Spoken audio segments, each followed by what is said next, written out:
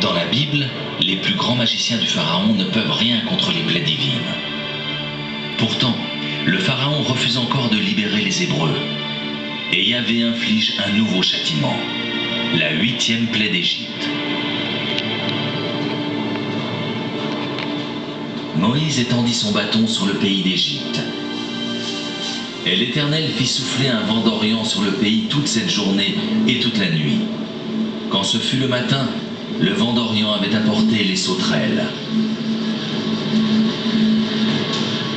Les sauterelles envahissent le pays par millions et dévorent tout ce que la grêle a épargné.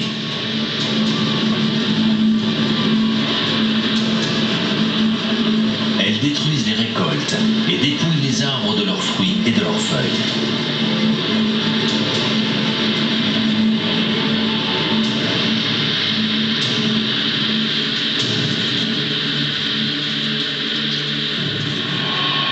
De nombreuses personnes considèrent les sauterelles comme étant la plaie biblique par excellence.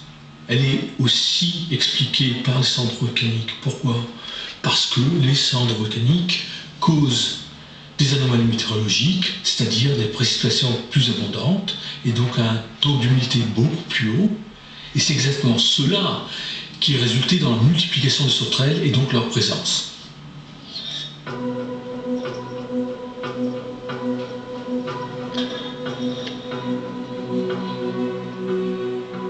Chaque jour, les sauterelles consomment l'équivalent de leur poids en végétation. On les rencontre sur tous les continents.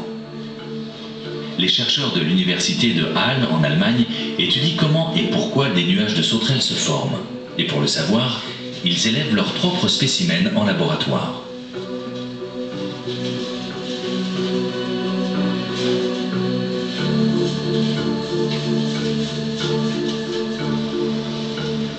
L'équipe de Hans-Jörg Ferenc a découvert une information cruciale. La création d'un nuage et la direction qu'il prend dépend avant tout des conditions météorologiques. Les sauterelles se dirigent toujours vers des régions humides.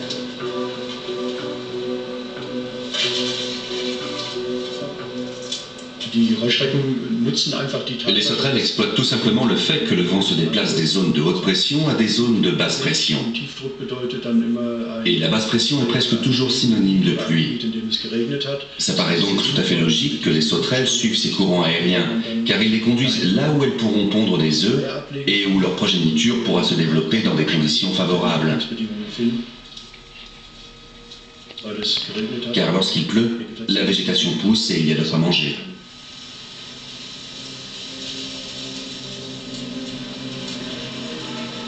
Quand elles sont en quête de nourriture, les sauterelles migrent d'un front à l'autre. Elles peuvent parcourir jusqu'à 40 km par jour.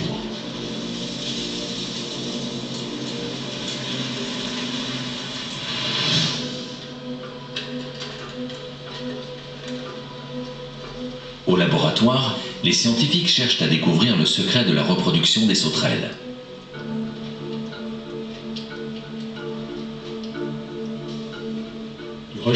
Les sauterelles sont de vraies machines à se reproduire quand les conditions sont favorables. Si elles ont assez à manger et si l'environnement est optimal, elles peuvent se reproduire massivement en un minimum de temps. Avant de pondre, la femelle creuse un trou qu'elle emplit d'une sécrétion mousseuse afin d'éviter que la terre ne s'assèche. Ainsi, les œufs survivront très longtemps, même dans un sol sec et sablonneux. Les 70 œufs que cette femelle vient de pondre écloreront lors de la prochaine pluie. Les petits surgiront à l'air libre, tous en même temps.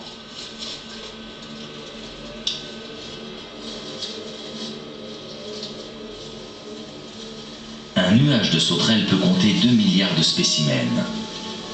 Lorsqu'un si grand nombre d'insectes s'abat sur des terres agricoles, il les dévaste intégralement, consommant jusqu'à 40 000 tonnes de végétation en une seule journée.